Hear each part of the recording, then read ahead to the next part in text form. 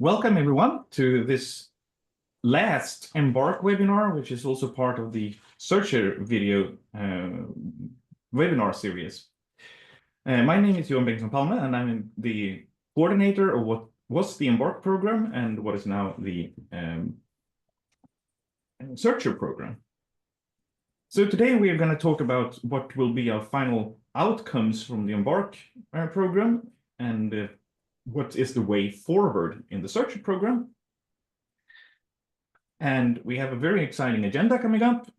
So I will talk a little bit about the EMBARK program writ large, and then introduce the main player of today, I think, the modular framework for environmental AMR monitoring. Then we're going to talk a little bit about implementation. Rabab will talk a little bit about implementation in low resource settings, and then we will spend quite some time on our bioinformatics protocol, where I think that we've been doing quite a substantial work in the past 4 years.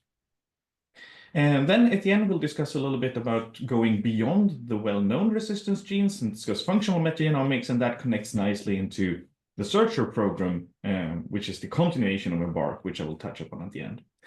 At the very end, there will also be sort of a panel discussion or a Q&A session where you will be invited to ask questions and provide feedback to the program. And we ask you to do that in the Q&A box. And I had a little bit of trouble finding the Q&A box in Zoom.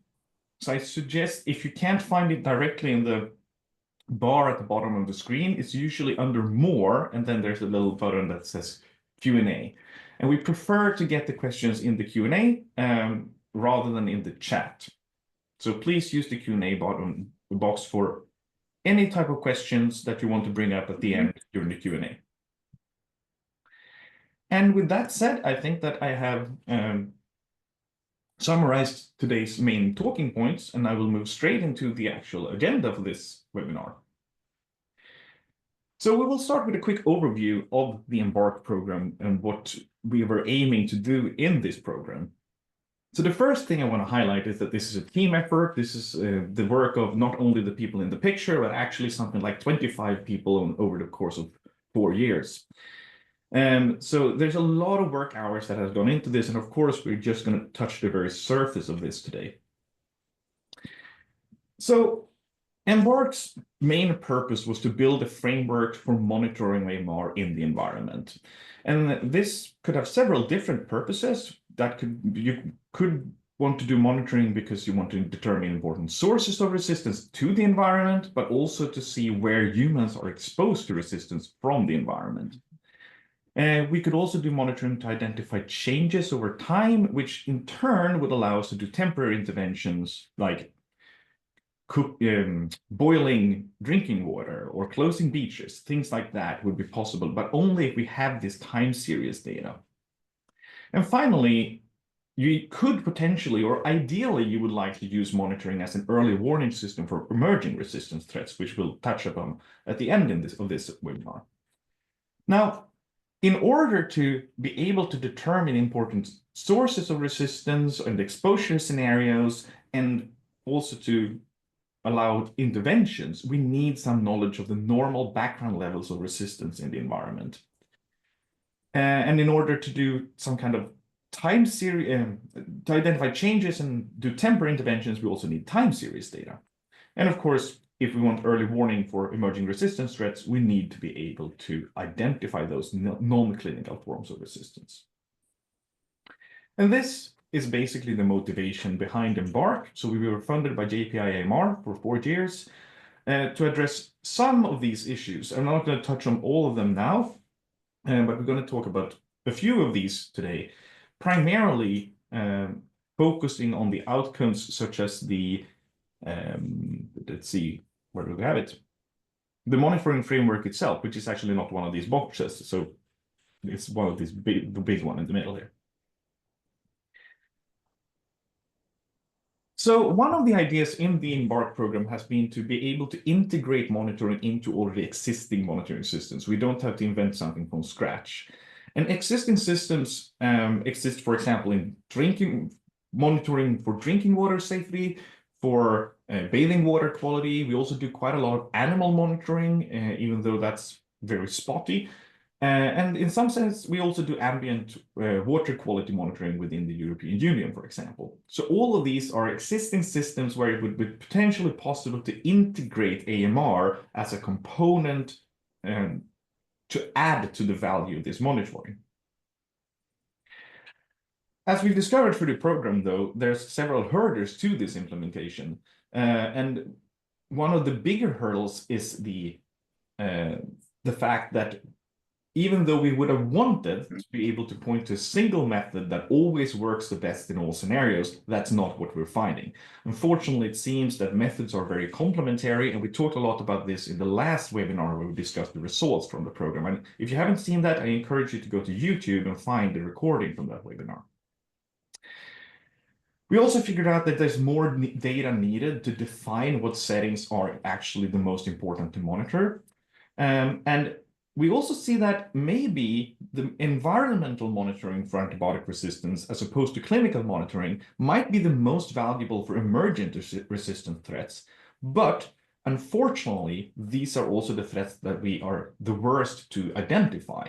And it also requires a very flexible infrastructure that could change over time.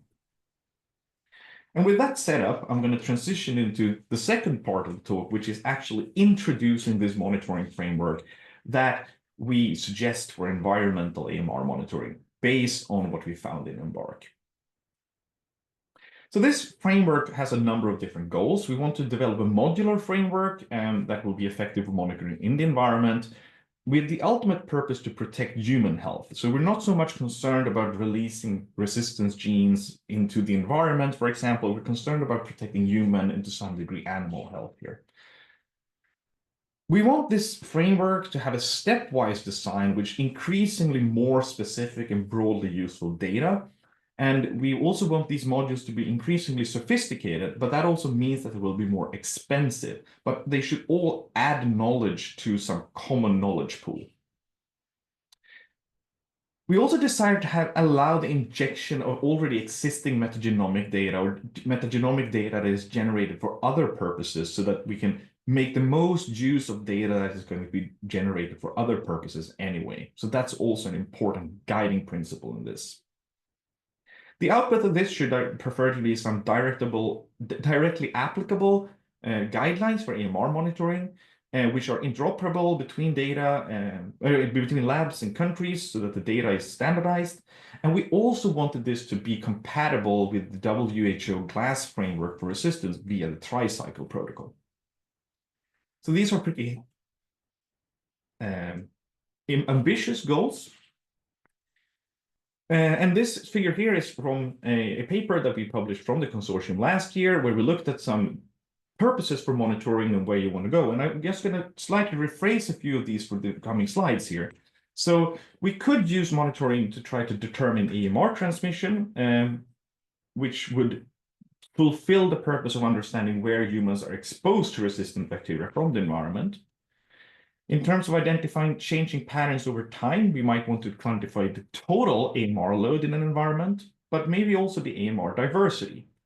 The diversity of AMR is also important to determine the sources of AMR to the environment, but here it's also important to look at potential human and fecal pollution impacts on environmental resistance.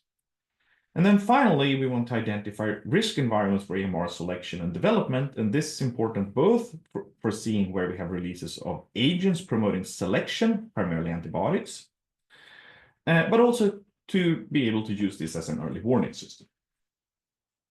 So with this in mind, let's dive into the monitoring framework. So this is what we are suggesting.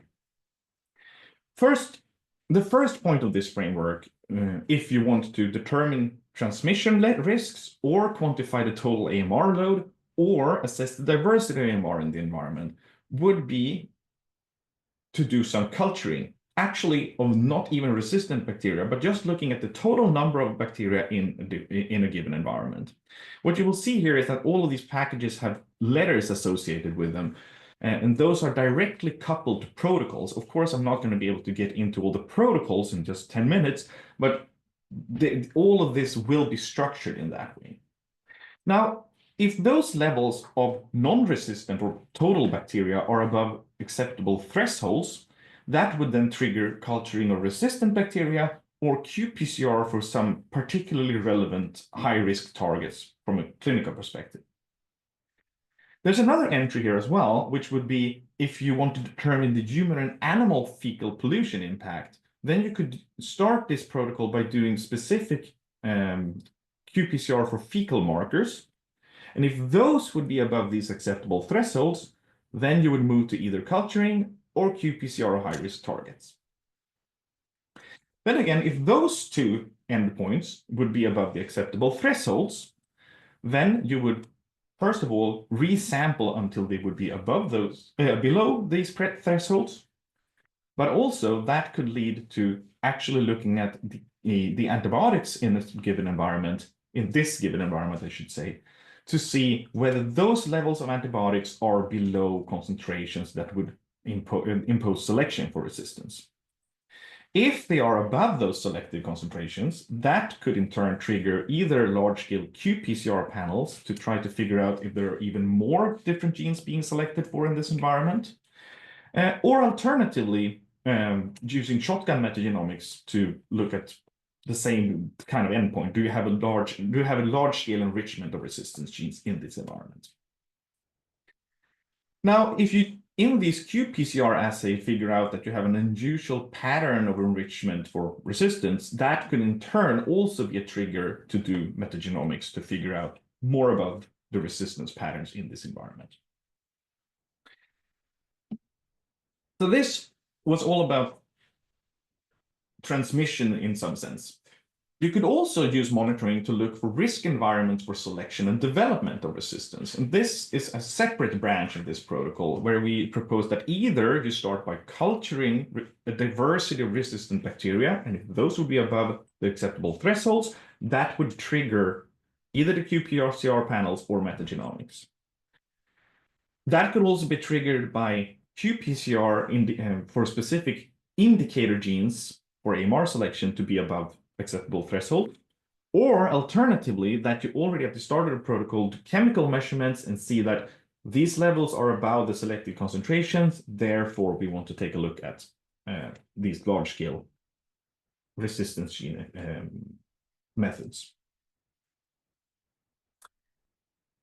And ultimately, if you actually find an enrichment in these metagenomic data, if you have an enrichment of known resistance genes, that actually could potentially trigger our gene discovery modules. But these are a little bit more research in nature and harder to implement in a routine setting. I also want to point out one more important thing from this program. Is it possible to actually start with a metagenomic monitoring method, for example, and then predict the other endpoints? And what we see is that you cannot really do that with culture. You cannot predict what culturing data you would get from a metagenomic sample, but you can do it pretty well with qPCR. So basically, it would be possible to start this protocol with a large-scale metagenome analysis and then predict what you would have gotten from the qPCR endpoints. That's not really possible for culture. But there's some degree of the back prediction. So basically, you could start this protocol at any given place here. You could start with the qPCR or a resistance culture here and just skip this first step, or you could even start in this end with a metagenome and then use the metagenomics to predict what the qPCR levels would have been. Now, let's quickly just discuss the gene discovery models as well. So if you have an enrichment of established resistance genes, that could either trigger metagenomic exploration for novel ARGs, or the functional metagenomics module to discover new resistance genes. And if you would find new resistance genes, then we also have a module for integration of those into existing resistance gene databases. So that gives us in total 10 different modules. We've done a cost estimate of what each of these modules would cost. This is a very rough per sample cost estimate, including labor, including reagents, and also including in some estimates retrieving the infrastructure to actually implement this. And as you see, there's a big price range here, and the grayscale basically corresponds to how expensive and complicated this method would be to implement.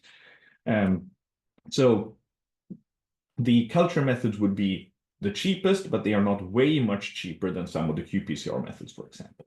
This is a very rough cost estimate, and costs will vary a lot depending on where in the world you do this, for example, due to the cost of manual labor.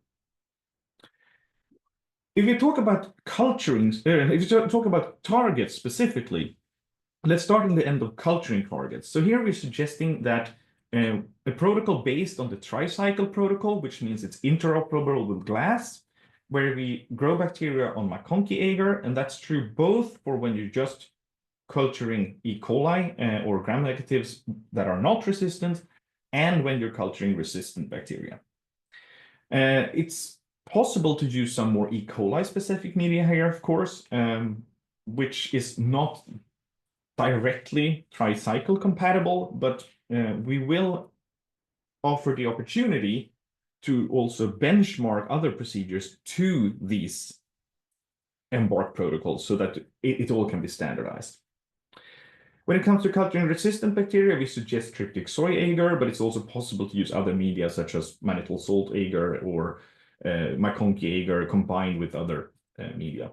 Also, there will be a benchmarking protocol to make sure that this can be standardized.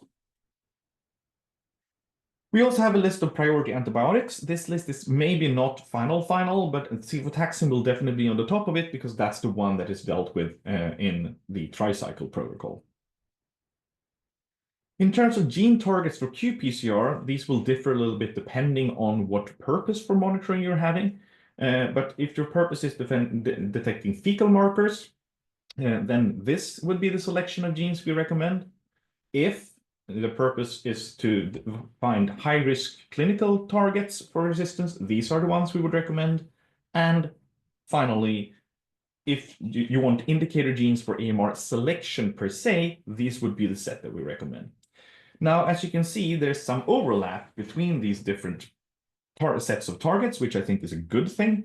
But if you're going to run these qPCR panels, we actually recommend that you include all of these genes. This is just 19 targets, which means that you still would have space to add a few more targets to most of these assays. And I think these ones would actually give you a lot of bang for the bucks, so to speak.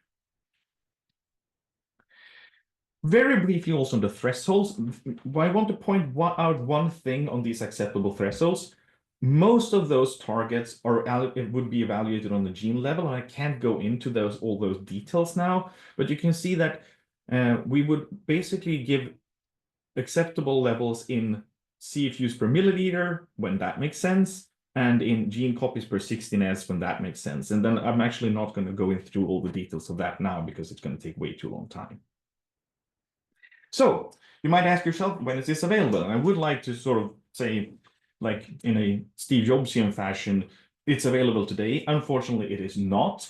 This will come out next year via the EMBARK and SEARCHER website. It will, of course, be a free protocol that everyone can use.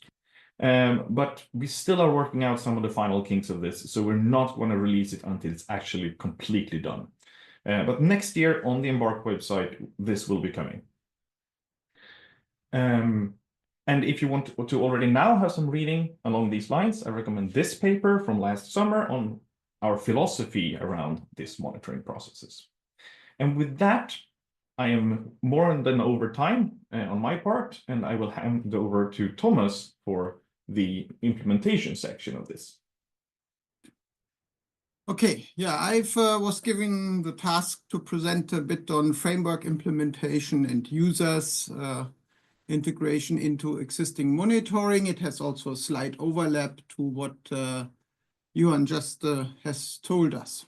So now the slide does not work. Why is okay? So first of all, of course, I was wondering what is the current status on frameworks and implementation. And if you're not aware of it, there is a nice webpage. It's called Global Database for Tracking Antimicrobial Resistance. And here is the status on how multi-sector and One Health collaboration and coordination is already implemented. And you see, if you, for example, look at Europe, that this is quite heterogeneous, which is somewhat, or was for me at least, somewhat surprising. So, for example, in Germany, it's just joint working. In Poland, not much has happened so far. Now, if we look at the country progress in relation to the development of a national action plan on AMR, there you also see that it's quite heterogeneous. And surprisingly enough, some of the countries are in yellow, especially Sweden and Germany in this case. And if you look, for example, at Pakistan, it's even further ahead. And now the last one, which I found actually most surprising. And here it's just the simple question, if there is a system for regular monitoring, or they call it passive surveillance of antimicrobial compounds and their metabolites, and also resistant bacteria or resistance genes. And you see a no for Germany, a no for Sweden, and for many other countries, but some of the other European countries have a yes. So again, a very heterogeneous picture. This, of course, might change in the near future, but this is the current status at the moment. And then the next question I asked myself, we asked us, what are the intended users of AMR monitoring? And this is quite a bit of a, let's say, complex questions, and you can think a lot about it. But what you can also do is you just can ask ChatGPT. That's what my students would do. And this is sort of what comes out of ChatGPT, and it's actually not that bad. So, of course, we want to address public health protection, policy and regulatory developments, etc., etc. Although I like the general results, I didn't quite like the hierarchy. So if you would rearrange this, I think it might look like this. So, of course, we want to address public health protection, but of course, we want to have an impact on policy and regulatory development, of course, on environmental monitoring and food safety, agricultural, and I should also say farming practices in this case, of course. And of course, we want to perform research and innovation. I mean, I think that's sort of self-fulfilling almost. And in the end, with our results, with what Johan just presented on our modular approach, have also an impact on antimicrobial stewardship. And in the end, finally, of course, also have a societal impact, or at least see if we have it. And parallel to that, of course, we need to collaborate and disseminate, of course, our results, what we are doing here currently at the moment throughout addressing these different stakeholders. This is why I think this is parallel to those. Then the next question, of course, if you are interested, who are the intended stakeholders, then of course you ask yourself, not only on a let's say, global level, in what sort of agreements do you find AMR, but also in what type of regulations do you find it, or is it implemented already? And here, for the sake of simplicity, I focused on the EU regulations. And again, I thought, why not ask ChatGPT? So I asked, in which EU existing or planned EU regulation is an AMR monitoring implemented? There the answer was what you see here, which was sort of medium satisfying. So first of all, there is a council recommendation on stepping up EU actions to combat AMR, June 23, so very recent. And I will show you more on this later. And then an older regulation on veterinary medical products, which is also effective 2022. So again, also quite recent. And a commission on implementing decision, which rules the harmonized monitoring of reporting of AMR in zoonotic and commensal bacteria from food-producing animals and food. And then finally, there's a serious cross-border threats to health, identifying AMR as a serious cross-border health threat. So here AMR is mentioned in these regulations, but not very specific. So now I wanted to look into this council recommendation, which I was able to, and I just show you a little excerpt here. And here it says that surveillance and monitoring of AMR and antimicrobial consumption, this is not what relates to us. To us relates mostly the first part, of course. Member states are encouraged to surveil and monitor AMR, and they should develop an integrated system for surveillance of AMR, including or encompassing human health, animal health, plant health, food, wastewater, and environment, One Health, what we also, of course, discuss currently. But what I found remarkable is that he has also mentioned the quadripartite expert group and the World Health Tricycle Protocol, something Johan just mentioned a second ago as well. And he has also mentioned the surveillance of ESBL producing E. coli. And this is also another reason why we believe that E. coli is a good first start as a culturable species or group to include. Now I wanted to know a bit more specific of different other regulations, and there ChatGPT was not helpful.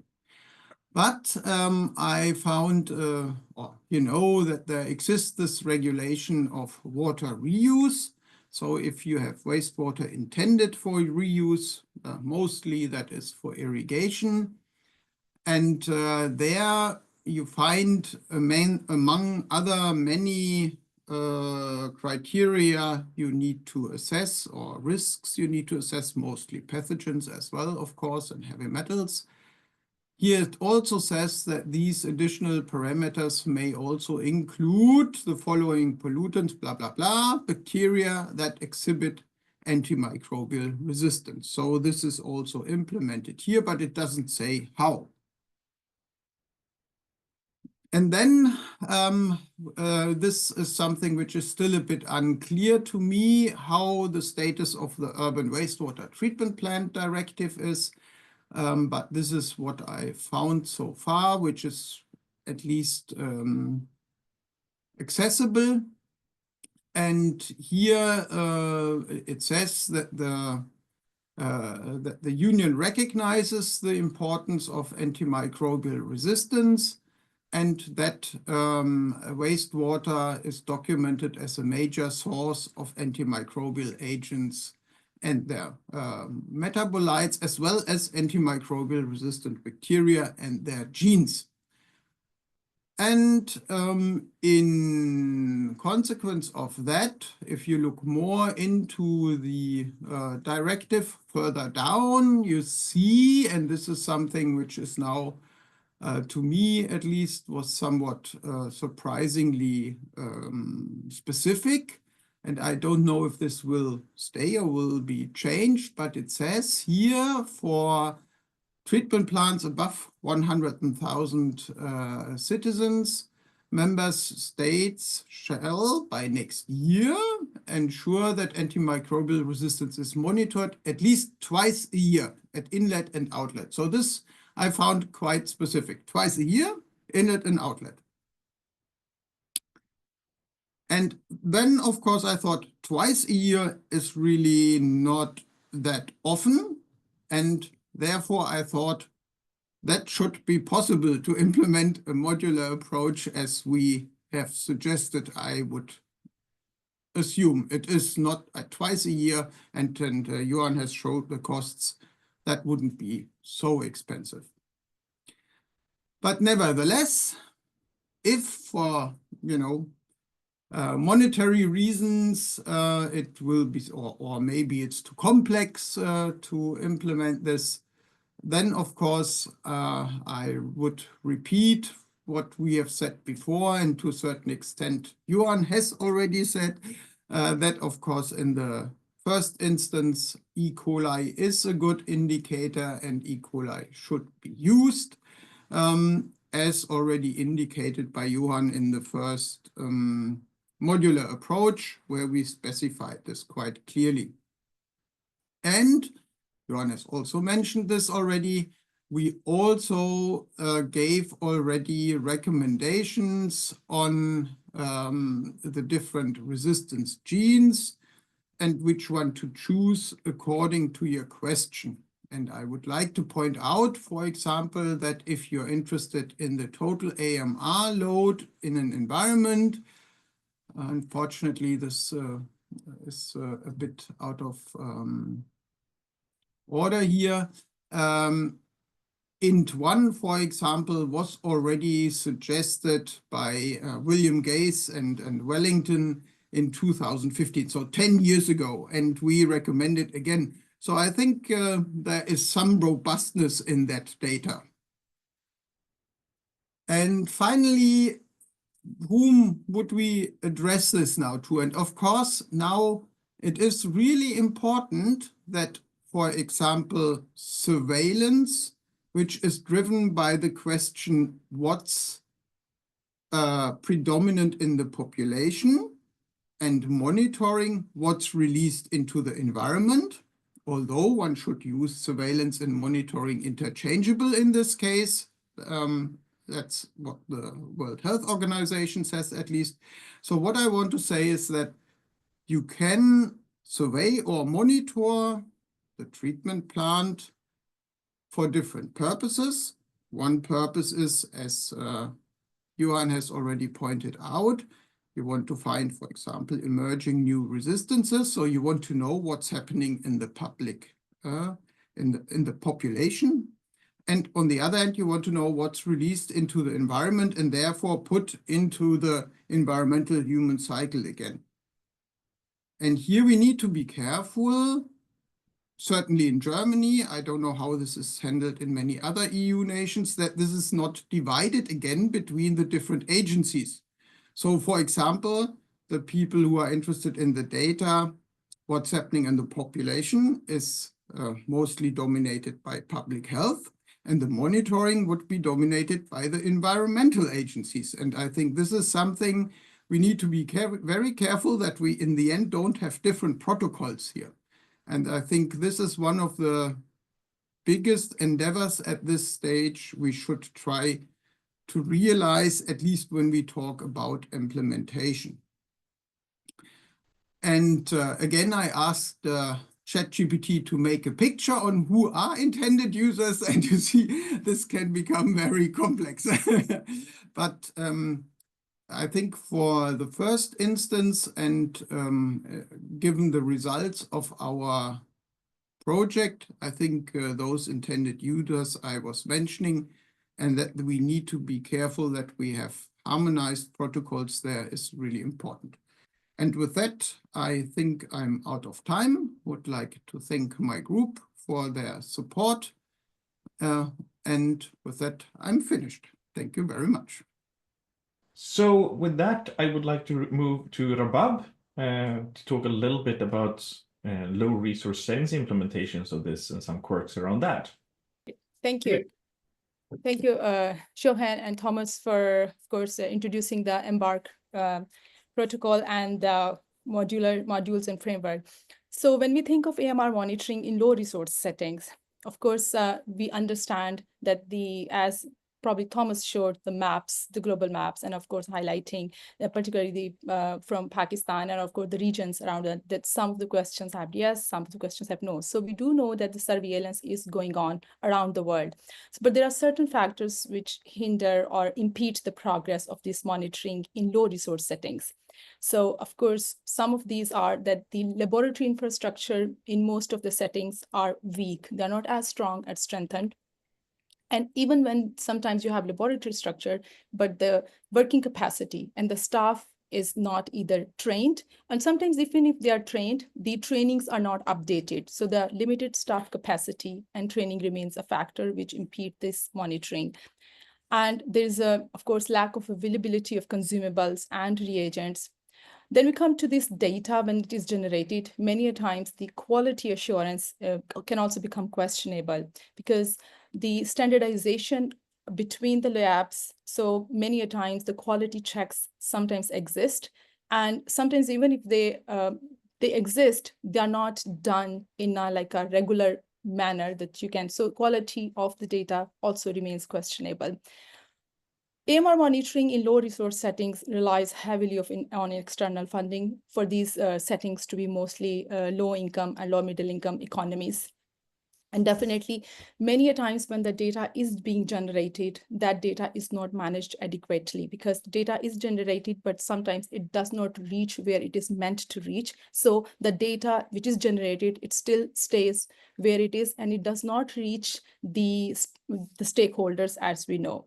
But if we think about how the EMBARK protocols or modules can be adapted to low resource settings. So when we think about this, I think the EMBARK protocol can be adopted in low resource settings because EMBARK protocol, some of the questions can easily involve culture-based methods. So these culture-based methods, pretty much most of the low resource settings, there are experiences with the lab experts are available because for the sampling, in terms of culturing, antibiotic susceptibility testing, and of course, the management of the data.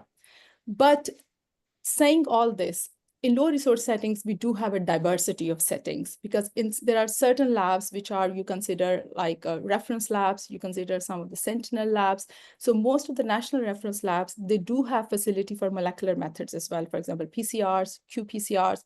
Sometimes in low resource settings, we do have metagenomic facilities are also available. So in terms of asking the question, can EMBARK monitoring framework be adapted to low resource settings? So one simple answer is yes, it can be adapted, but there are challenges in this adaptation. So of course, as we mentioned, overall monitoring in AMR of monitoring in low resource settings faces these challenges. So there is always the challenge of availability of consumables, reagents, and because many times they face supply chain issues, there are sometimes restrictions on imports, and there are also many of the reagents which are produced, they of course not being generated or produced in low resource economies. So there are certain issues which are challenges. Then there is also challenge resides in the sustainability. That is the main challenge for the adaptation for anything. So even when one time a protocol is adapted, you would say that they probably will be there for short term because any initiative which will be taken for that adaptation, it will come with a funding source, but that funding source will run out with time. So the one main issue in adaptation of such protocols will be the continuity of particularly these methods and the resources. So any of the advanced work, when we think that particularly metagenomics and sequences, they highly depend on continuity of these resources because most of the time, these surveillance programs, they are rely mostly on external fundings. So the local fund support or local fundings, the percentages between the external and internal, varies quite a lot. So these are the challenges we consider that would be in the adaptation of EMBARK monitoring framework in low resource settings. Otherwise, the answer is yes, it can be adapted. So thanks to my group and thanks to my collaborator in EMBARK. Thank you very much, Rabab. So any questions you've had, put it in the Q&A. And we will now move on to the next two speakers, which will be Ulrike and Victor, who will talk about our bioinformatics protocols. Yes, I will start. Thank you for giving us the opportunity to talk a bit about our high throughput metagenomics pipelines we have applied for EMBARK. So in general, Victor, you can move forward. So we've sampled lots of wastewater plant, influent, affluent, freshwater, sediment samples, saltwater samples, and then sequenced everything with shotgun sequencing on an Illumina MySeq. So we had a couple of raw reads. And one thing we found, Victor, you can move forward, is that we had a problem with human contamination. So that's basically what we have sampled. So we've sampled in France, Germany, Pakistan, and Sweden from the different soil and water samples I've just mentioned. You can move forward. And we found that we had a problem, especially in these water samples, with contamination. So it's we expect them to be low biomass samples, and we were a bit surprised that we found, you can see here in red all the human contamination material we found in the raw reads, and in green the bacterial material. So in general, you can we used human genome masked with Progenomes 2, which is a bacterial gene database to avoid false positive removal of real bacterial hits, and used NGLS for that. So on the next slide, you will see what we have used for the basic processing. So NGLS is a domain-specific language for next-generation sequencing data. This protocol was published in 2019 by our EMBARK PI, Luis Pedro Coelho. And basically you can feed in all kinds of raw sequencing data, either in FASTQ format, SAM, BAM format, and multiple different other formats, either paired or single end reads or whatever. NGLS will do trimming and filtering and quality control of these reads, and you can either do taxonomic profiling or even functional profiling.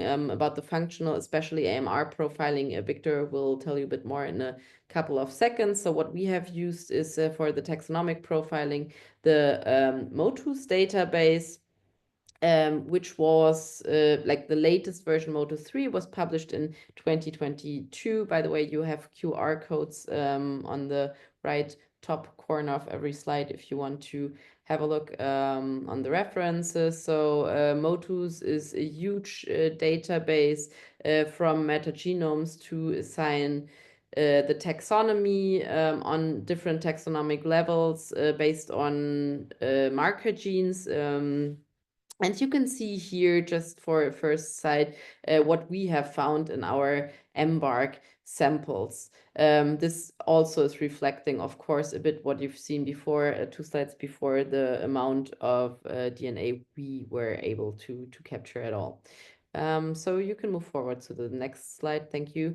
What was expected, this is showing the alpha diversity on Shannon level, is that, of course, in the influent, we have a higher alpha diversity than in the effluents, and that fresh water, for example, didn't had a very rich microbial community, which was expected as well. This is just to show you some of the preliminary results. You can move forward. So after the quality control and the removal of the human reads, as well as the taxonomic annotation, we next did the functional annotation. So we wanted to know which potential antimicrobial resistance genes are in the next generation sequencing data. I say potential because, of course, and Etienne will tell a bit more about real functional metagenomics later. This is just a prediction based on the sequencing data. So you can move forward to the next slide.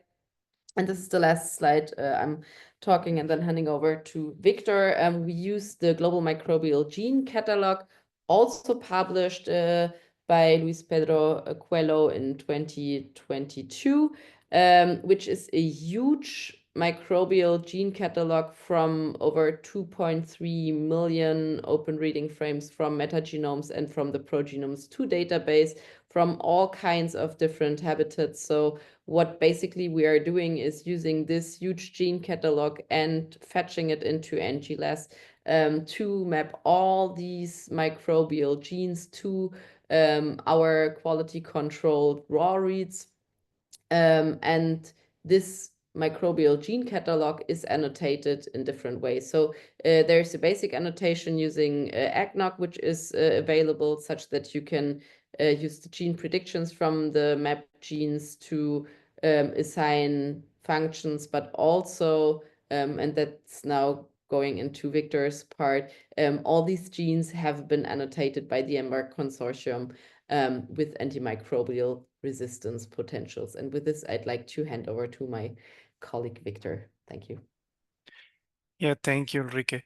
So as Ulrike was mentioning, we took advantage of this large gene catalog to establish our protocol for ERG annotation. And for that, this gene catalog can be mapped to available databases.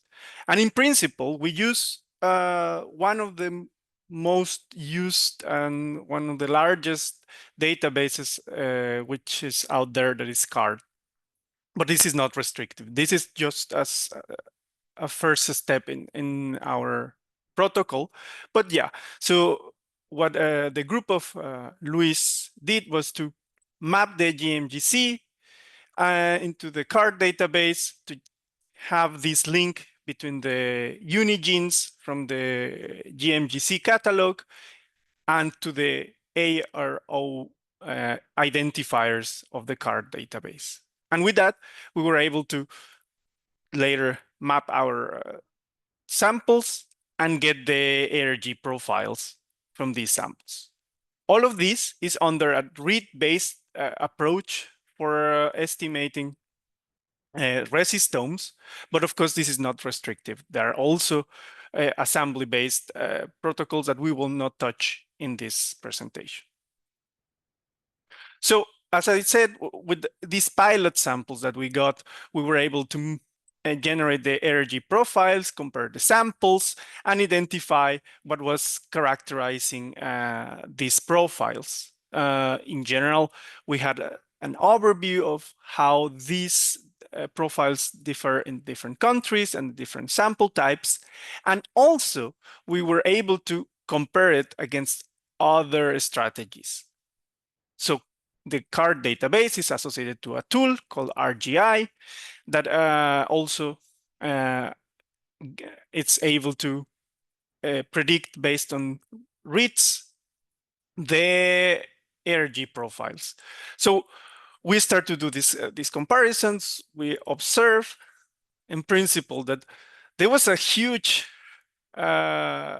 difference between what we were getting from our GMGC card annotation versus our RGI card annotation. But of course, this depends, first of all, on the different stringence of mapping that we use. And of course, even though we were mapping against the same database, there are like still some variants that are not considered in one or the other. So we wanted to know as well, for those genes that are shared in both annotations, which was the correspondence of in terms of the abundance. And that's what we did. We compared the abundance of these genes by the different sample types, but different countries. And we observed that these genes with higher abundance were equally well represented with either of the mapping strategies. So in general, one of the outcomes from this analysis is that the GMGC card annotation is more sensitive than this RGI card, but specifically some genes better correspondence between these two annotations. Of course, this was not everything that we wanted to do, because as Johan mentioned at the beginning, our modular protocol involves different type of exploration of ARGs. And the other methodology that was used for DNA-based material was the qPCR. And to identify or to determine whether metagenomics and qPCR were compatible or which one should be used, or if one can be used instead of the other, we had to also test what was this correspondence. And we realized that, first of all, not all the primers, or the primers used under this resistem approach for amplification of qPCR are targeting all the variants of the ARGs available in the CARD database, for example. So it's just as a proportion of these genes that can be targeted by the qPCR primers. So it's something that we need to consider.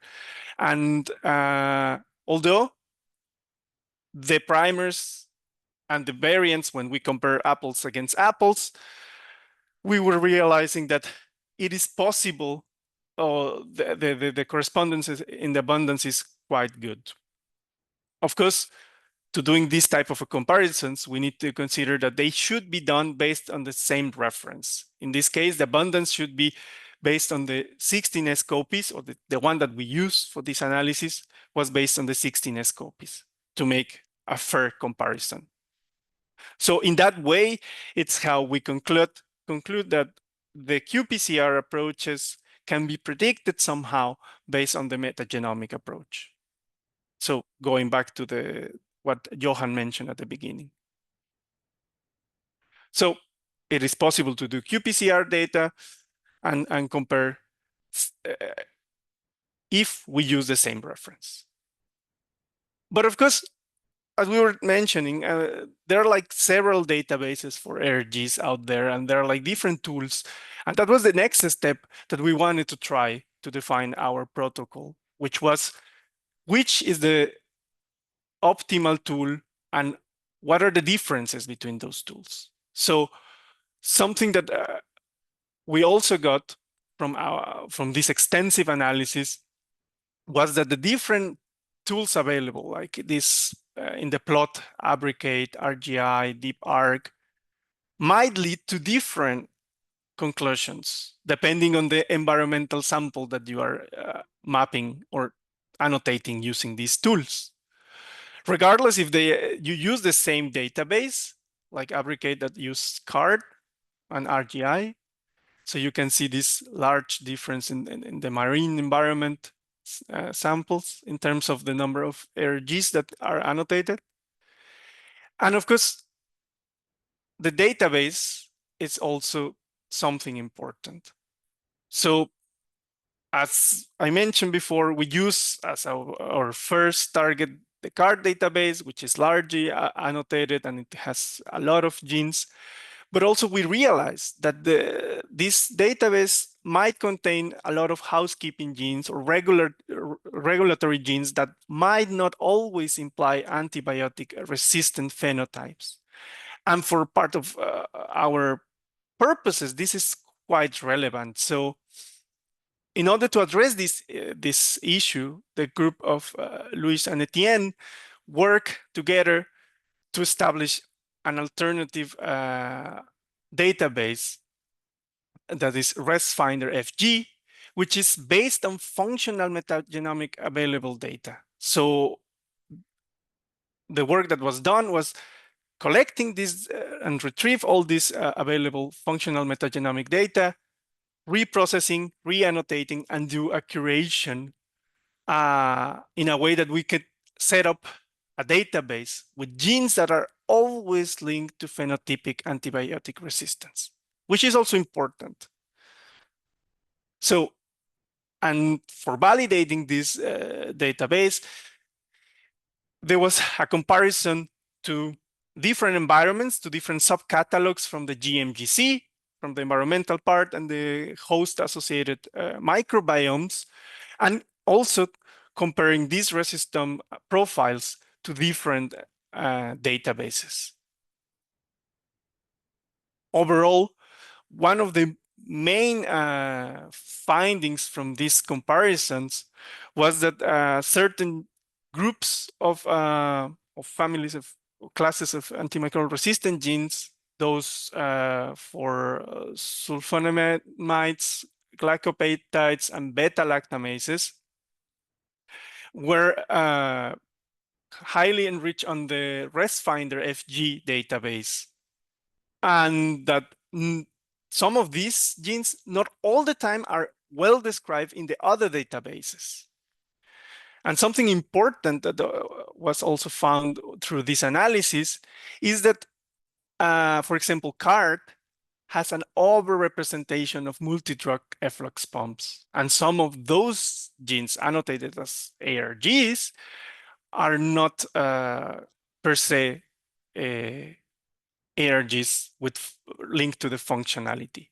Again, emphasizing that whenever the intention of the monitoring purposes is focused on functional genes, ResFinder FG represent a good database for exploring this part. So the different approaches might lead to, for annotation of ARGs, might lead to different biological conclusions, but the EMBARK consortium also offers an alternative for, depending on the question, of course, to use ResFinder FG, including functional ARGs.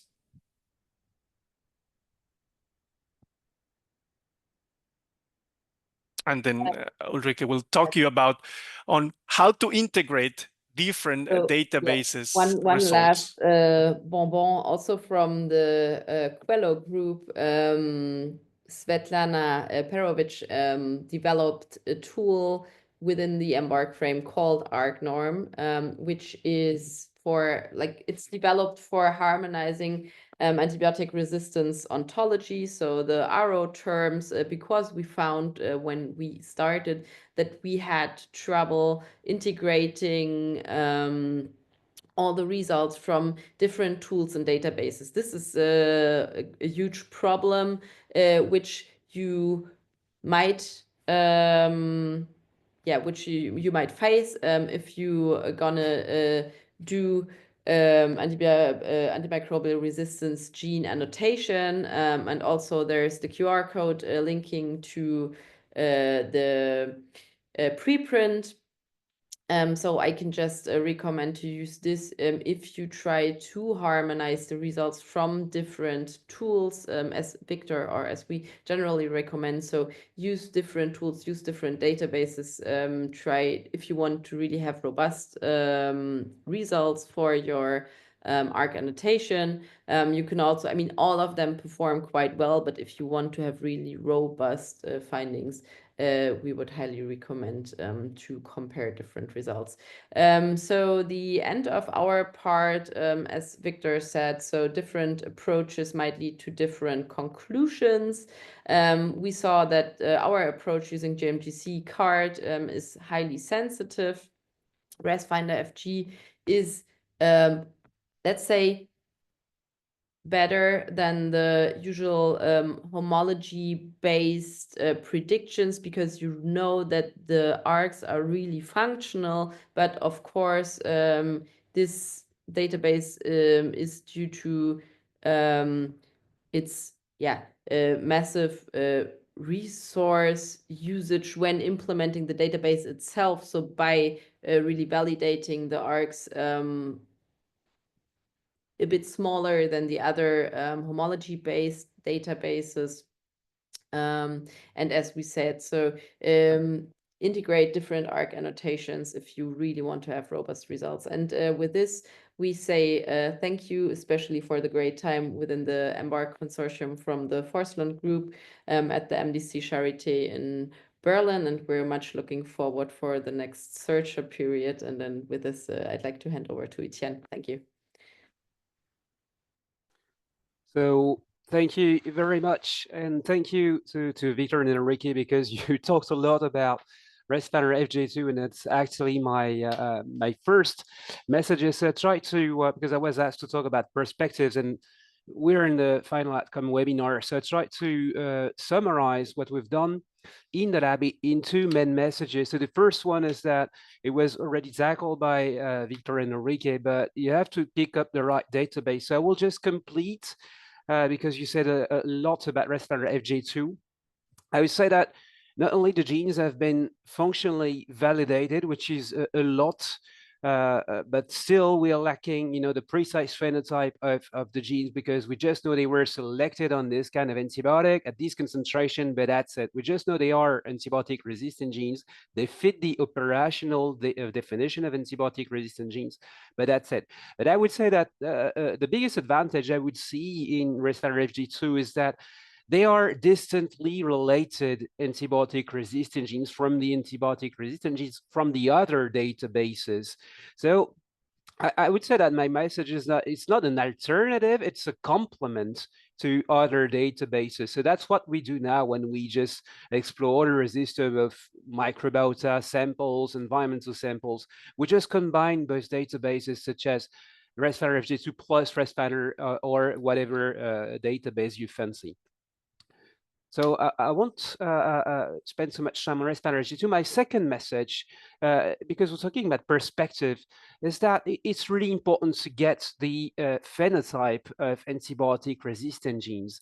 And I will try to demonstrate this point. So for that, we've been using functional metagenomics, which is really a painful method to implement in the lab. So I agree that it's not something that it's not a very simple break you can add to your monitoring framework, for instance, but that this can really provide very useful information.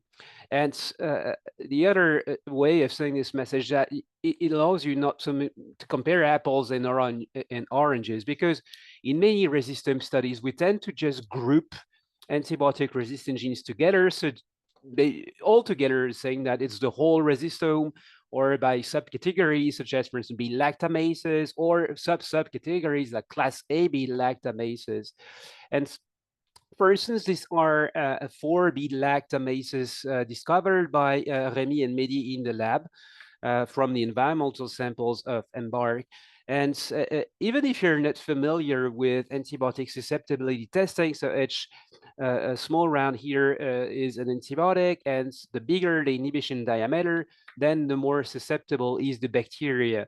And you see tremendous differences in the antibiogram of these 4 B-lactamases, while just algorithm, just from bioinformatics, it's already challenging to say they are B-lactamases, but I think we're pretty good now in saying that with confidence they're B-lactamases, but that's just half the way.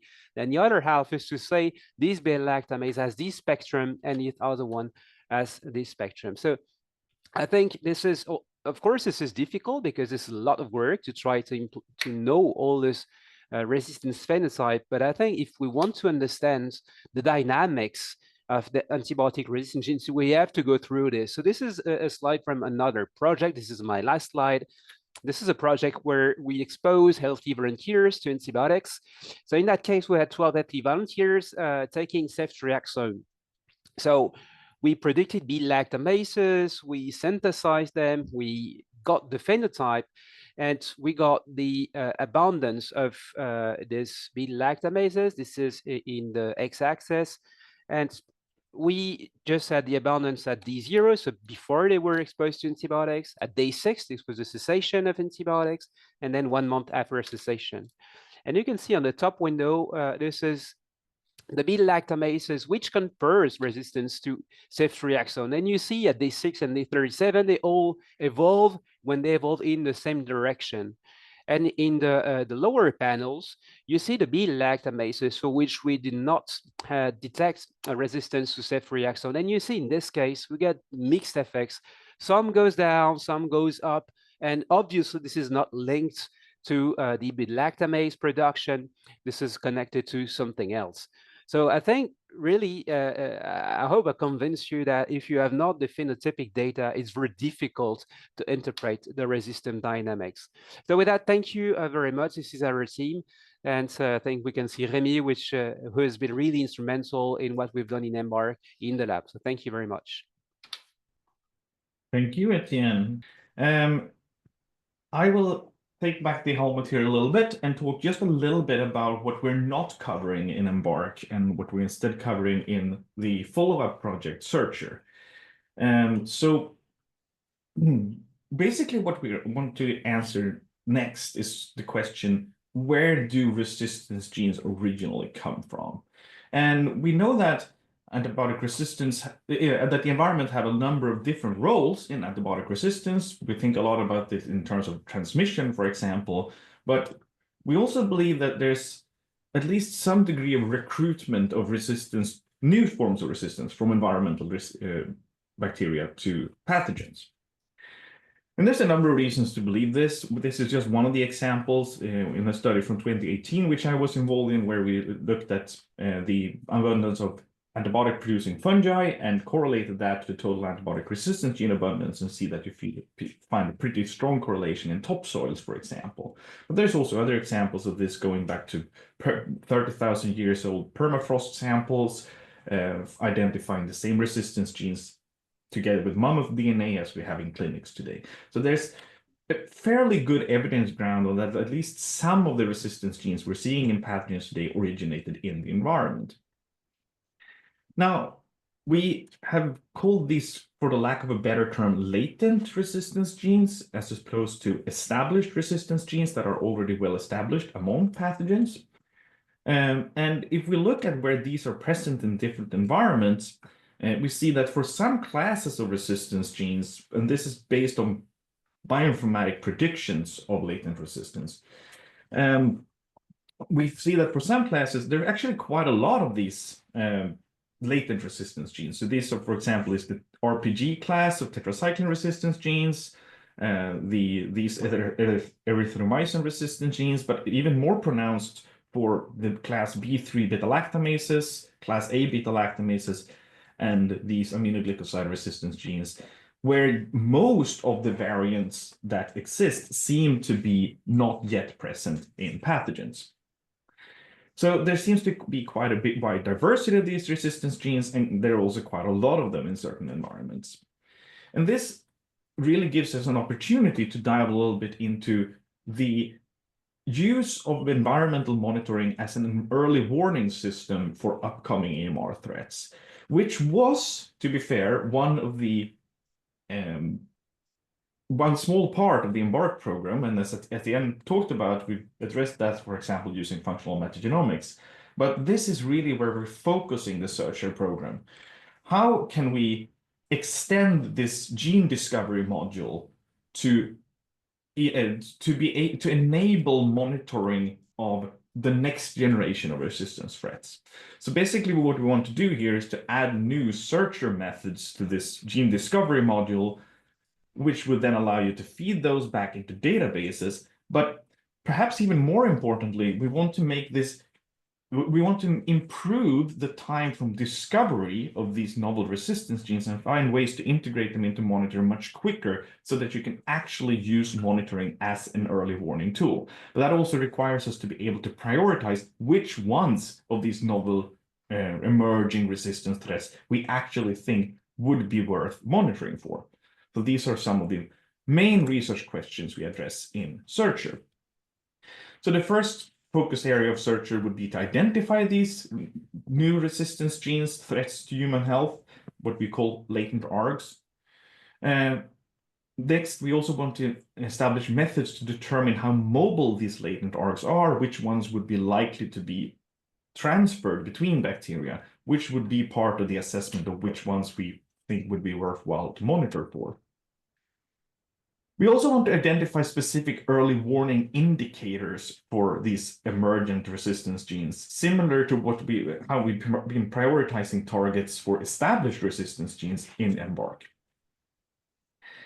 The fourth part of this would be to improve the modular monitoring protocols presented today, for example, so that they will allow for quick updates of new AMR threats. We also want to define settings where humans interact with environmental bacteria that carry these latent ARGs in relatively high numbers. And finally, there's also a more management focus area, which is on providing resources for integrating emerging ARGs into routine monitoring. Now, this is the work that we just started doing this year. So of course, we haven't gone that far so that I can present anything. So basically the message here is see you again in 3 years, when I hope that we can have a similar outcomes webinar, but for the SEARCHER program, and present how to integrate these genes into monitoring as well. And with that, we are entering the question and answer session of this. So before we go there, we'd just like to thank all the fantastic people in EMBARK that I've been working with for the past 4 years. And also I would like to thank the audience for coming here and listening to us. And I think we're now about to address the questions that we got.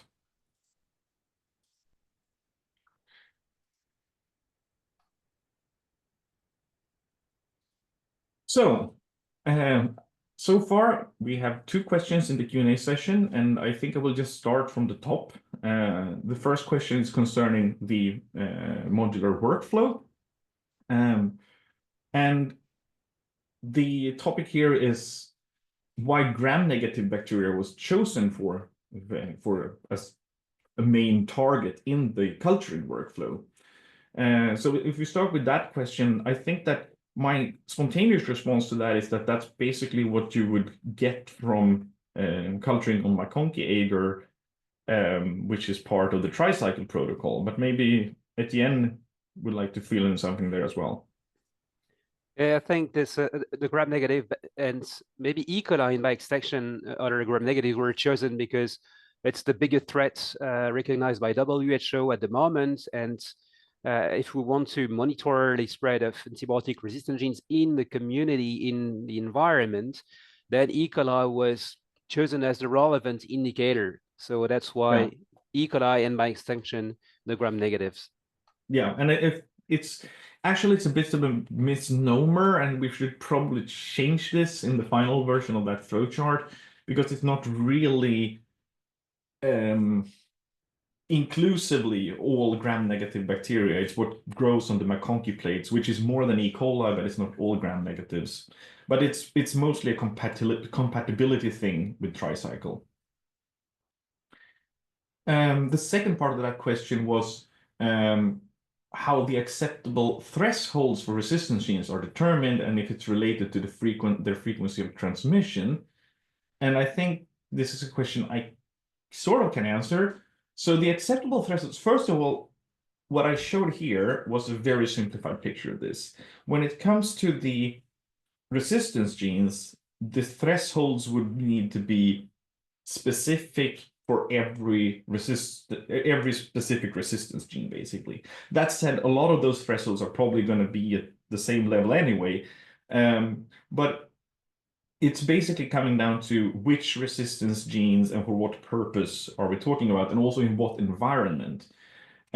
So one thing to point out there, for example, is that if you look at drinking water, just based on the data we have from the program, you could put one threshold, but the actual regulations for safe drinking water is lower than that threshold that would be indicated from our own data, which means that, of course, we don't see a reason to recommend a higher threshold for resistant than what is used in regulation for safe drinking water. So it's partially based on data and partially based on just existing regulation. So just in terms of how these thresholds are determined, but all of that comes back to specific environments and settings, and also it comes back to specific genes when we start talking qPCR and metagenomics. There's a follow-up question to that as well, which is if the acceptable threshold is determined, often the acceptable threshold is determined through qPCR, and then the question is whether metagenomics data can be used to establish these thresholds. And again, I'm going to just spontaneously say yes, but maybe this is something where Ulrike or Victor could chime in a little bit on the complications of translating a threshold from qPCR to metagenomics. Does anyone of you want to add something there? Victor? I mean, in as a really general thing is that, as we mentioned, the comparison from metagenomics to qPCR relies a lot on what exactly qPCR is quantifying and what is quantified by the metagenomic approach. And then the question relies on what is actually detected by the metagenomics, what is in the database. Is it this variant of the gene really leading to phenotypic resistance? Is it just like a protogene that, if it gets certain mutations, will lead to a phenotype. So then it becomes tricky how to interpret as well the abundances based on metagenomics. And of course you can take it, but you need to be quite strict on which criteria do you take for doing these comparisons, and to make these comparisons realistic to the normativities that are out there. And Ulrike? as I said, so all what we're doing with the high throughput metagenomics is a prediction of antimicrobial resistance. So it's basically homology-based sequence analysis. The only thing we can do in also somehow high throughput is the functional metagenomics Etienne has done, but we cannot intensively test all the antimicrobial resistance genes. If there's something popping up which is a novel or which we'd like to dive deeper into, of course, this should be tested in vitro as well. But it's not possible to do it. So far, we don't have the methods to validate it on a high throughput manner. Was that last in response to Henrik's question further down there? Yes, because I just wanted to chime in there as well, that I think that we absolutely need to verify functionality before starting to include things into databases. Otherwise, it's just going to be a bunch of potentially very strong, but still homology-based predictions. So verification is key when we're talking about integrating into databases. We have another question based on selective concentrations and how they compare to minimal inhibitory concentrations. So selective concentrations is a little bit of a it's a broad field. So one starting point for this could be the predicted no effect concentrations that I published together with Joachim Larsen back in 2016. Now those are getting a few years. They are getting a few years old, but I think that they are still holding up pretty well. That is basically a comparison to minimal inhibitory concentrations. But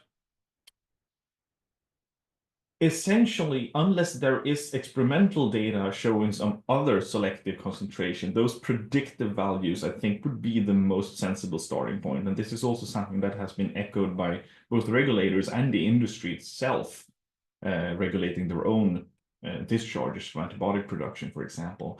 So I don't think, I mean, we're not going to go out on a limb here and predict some new concentrations, really. We're going to work with the things that already exist, either from existing literature evidence or from the predictions already made in the past.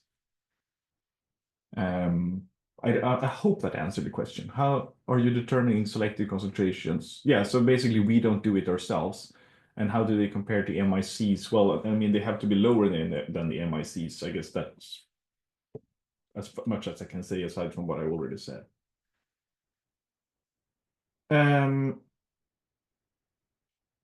Then there was a question here that was indicated as answered from Oscar, which I think is not completely answered. So I'm going to just follow up a little bit on it. So it's the threshold for high-risk genes, how those risks were evaluated, and how do we determine them to be high risk? It's not. So there's a suggestion in the question that one could base this on a paper by Chang et al. From 2022 on assessing health risks from antibiotic resistance genes. I would put it this way. That's part of that assessment, but basically what we've been doing in terms of looking at high-risk genes has been to look more broadly in the field of what is actually considered to be clinically important genes.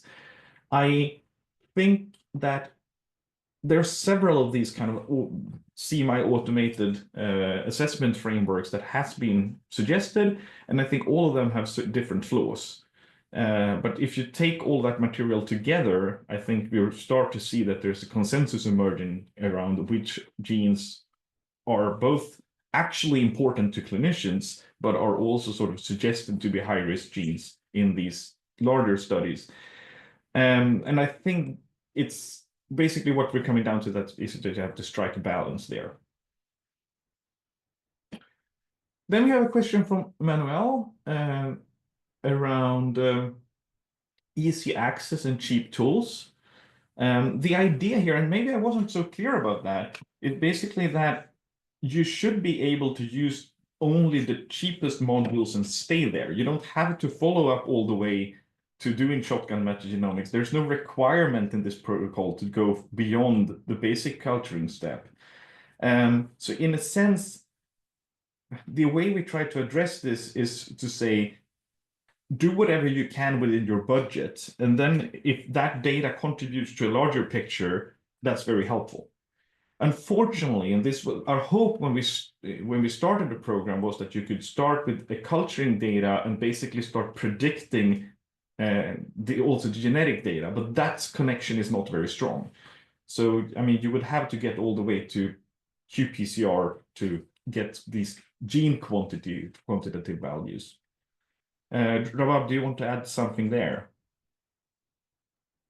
No, I think whatever you said is pretty much the same as we just mentioned as well. It's really variable, but I think having some data is always better than having no data. So if you can't do like even a qPCR, even if you have a culture-based surveillance, you still have some assessment, particularly if you go by the selection methods where you directly select for the priority pathogens and with the key antibiotics based selection, you still have an assessment of what is in your environment.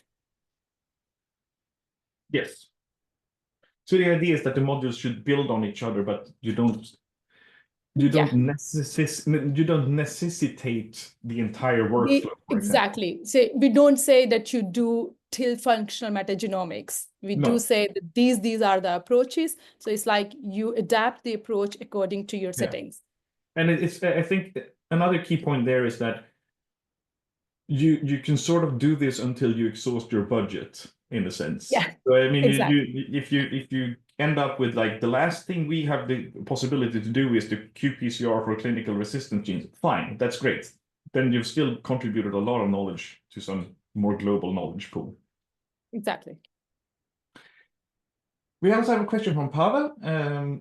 If we see a possibility of including any of the models from the EMBARK monitoring framework in existing monitoring programs beside urban wastewater, drinking, bathing water, etc., any to be easier than others.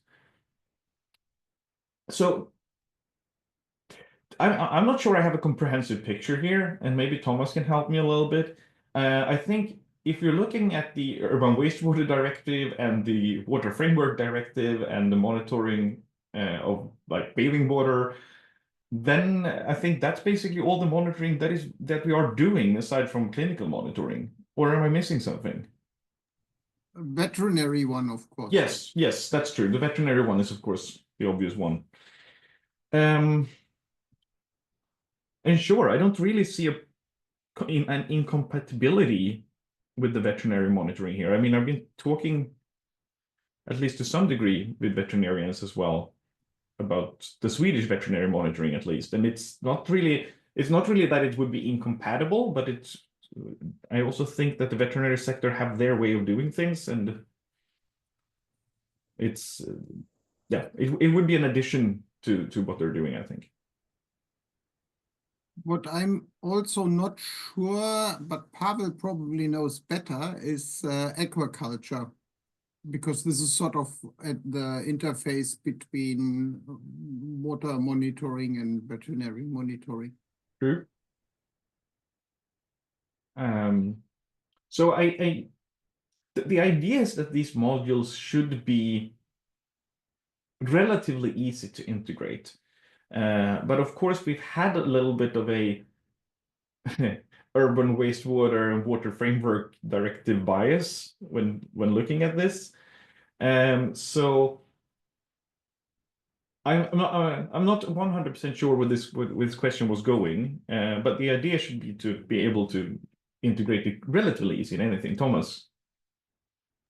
Yeah, to me, at least our modular suggestion, since it has, let's say, different breakpoints, should be quite universal. And you could even use a different indicator. You could replace E. coli with Aeromonas, for example. But the general scheme, I think, is quite universal, I would say. We're approaching the end here, but I see that we actually have a question outside of the Q&A, or it's not really a question, it's more of a comment from Andrew, who mentions that the WHO FAO has other priority pathogens for surveillance, and also mentions that the indicator organism will vary dependent on region, context, and environment, which I think is very much true.